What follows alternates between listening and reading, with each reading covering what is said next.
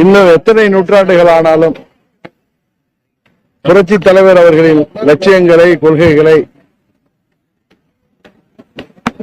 கொண்டு செல்கின்ற இயக்கமாக இந்த இயக்கம் செயல்படும் என்று தொண்டர்கள் மீது உள்ள நம்பிக்கையில் அம்மா அவர்கள் அன்றைக்கு சட்டமன்றத்திலே சூழல் வைத்தார்கள்.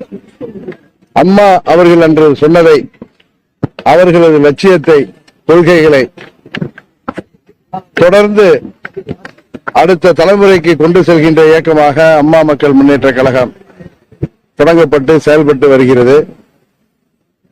தேர்தல் வெற்றி தோல்விகள் எல்லாம் தாண்டி இந்த இயக்கம் 2018 ஆரம்பிக்கப்பட்ட பொழுது இருந்த அதே உத்வேகத்தோடு, அதே தொண்டர்களின் உத்வேகத்தோடு செயல்பட்டுக் கொண்டிருக்கின்றது. தமிழ்நாட்டில் அம்மாவின் லட்சியங்களை, கொள்கைகளை தொடர்ந்து கொண்டு செல்வதற்கும் உண்மையான அம்மாவின் ஆட்சியை தமிழ்நாட்டிலே உருவாக்கிடவும் இன்றைக்கு அம்மா அவர்களின் நினைவு தினத்திலே, அவர் தொழில் கொண்டிருக்கின்ற நினைவிடத்திலே நாங்கள் அனைவரும் இன்றைக்கு வீர சபதம் ஏற்றிருக்கிறோம்.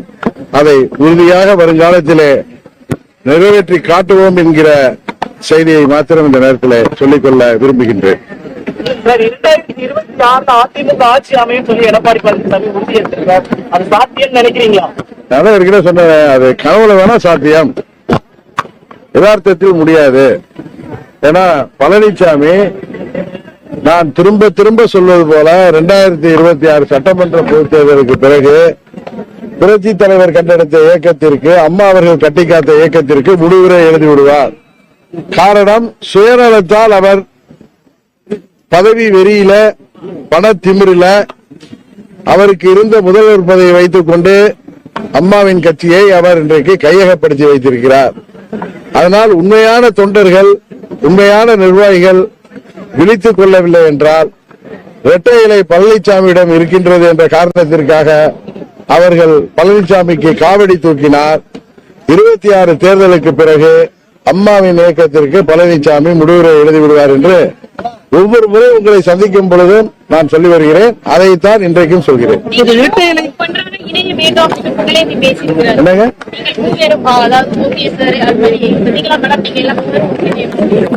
அம்மாவின் தொண்டர்களாக, உண்மையான தொண்டர்களாக நினைக்கின்ற அனைவரும் ஒன்றாகத்தான் இருக்கிறோம். இதில் யாரோ ஒரு சில சுயநலவாதிகளின் பதவி வெறியால அம்மாவின் தொண்டர்கள் அனைவரும் ஒன்றிணைவதில்லை, காலதாமதம் ஏற்படுகிறது. ஆனால் எங்களது விருப்பம், எங்களது முயற்சியும் 26 தேர்தலுக்கு முன்பாக அம்மாவின் தொண்டர்கள் அனைவரும் ஒன்றிணைந்து அம்மாவின் ஆட்சியை, இன்றைக்கு தமிழ்நாட்டிலே நடைபெற்றுக் கொண்டிருக்கின்ற மக்கள் விரோத தீய ஆட்சியை முறியடிப்பதற்கு அனைவரும் முயற்சி செய்து வருகிறோம். பாதிக்கப்பட்ட மாவட்டங்களுக்கு தமிழக அரசு நிவாரணம் அறிவிச்சிருக்காங்க. அது போதுமானதா இருக்கான்னு நினைக்கிறீங்களா? இல்ல, இந்த மழை வெள்ளத்தால பாதிக்கப்பட்ட அனைத்து தரப்பு மக்களுக்கும் அறிவிக்கப்பட்ட நிவாரணம் போதுமானதாக இல்லை என்பதுதான் எல்லோருடைய கோரிக்கையும். அதை அரசாங்கம் செவிமடுத்து சரியான நிவாரணத்தை வழங்க வேண்டும் என்பதுதான் அம்மா மக்கள் முன்னேற்ற கழகத்தின் கோரிக்கை. இரட்டை இலைக்கு எதிரான வழக்கில் 4 வாரத்துல தேர்தல் கமிஷன் விசாரிச்சு நல்ல முடிவு எடுக்கணும்னு சொல்லி ஹைகோர்ட் சொல்லியிருக்குது. இது எப்படி நீங்க பாக்குறீங்க? நல்ல முடிவு வரைக்கும் நாங்களும் காத்திருக்கோம். அணில போல செயல்பட்டு நாங்க பிரதமருக்கு வேட்பாளர் தேர்ந்தெடுப்போம் சொன்னீங்க. 2026 அமமுகவினுடைய நிலைப்பாடு என்ன? நாங்க தேசிய ஜனநாயக கூட்டணியில பிரதமர் மோடி அவர்களின் நல்லாட்சி தொடர்வதற்காக இந்த கூட்டணி தொடரும். தமிழ்நாட்டில் தேசிய ஜனநாயக கூட்டணியின் ஆட்சியை உருவாக்குவதற்காக அம்மா மக்கள் முன்னேற்ற கழகம் அனைத்து முயற்சிகளும் செய்து கொண்டிருக்கிறது.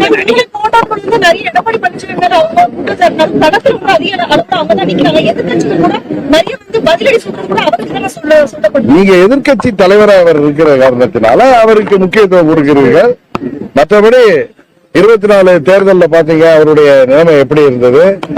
நிறைய தொகுதிகள்ல அவங்க டெபாசிட் போடுறது மாத்திரம் இல்லாம பழனிசாமி தேர்தலில் வேட்பாளர் நிறுத்தியதே திமுகவுக்கு பி டீமாக செயல்பட்டு திமுக வெற்றி பெற வேண்டும் என்பதற்காக மறைமுகமாக இரட்டை இலையை பயன்படுத்தினார் என்பது எல்லோருக்கும் தெரியும், அங்கு உள்ள தொண்டர்களுக்கும் தெரியும். அதெல்லாம் வருங்காலத்தில் விரைவாக அவர்கள் எல்லாம் அதை புரிந்து கொண்டு செயல்படுவார்கள் என்பது நீங்கள் தெரிந்து கொள்ளுங்கள். நடிகர் விஜய் அவர்கள் களத்துக்கே செல்லாம பனையூர்ல வச்சு நிவாரண உதவி கொடுக்கிறாரு அப்படின்னு ஒரு விமர்சனம் வந்திருக்கு. அதை எப்படி பாக்குறீங்க? நீங்க அதை அவர்கிட்ட தான் கேட்கணும். இன்னொரு கட்சி தலைவர்கிட்ட கேட்டா நான் எப்படி சொல்ல முடியும்? நன்றி.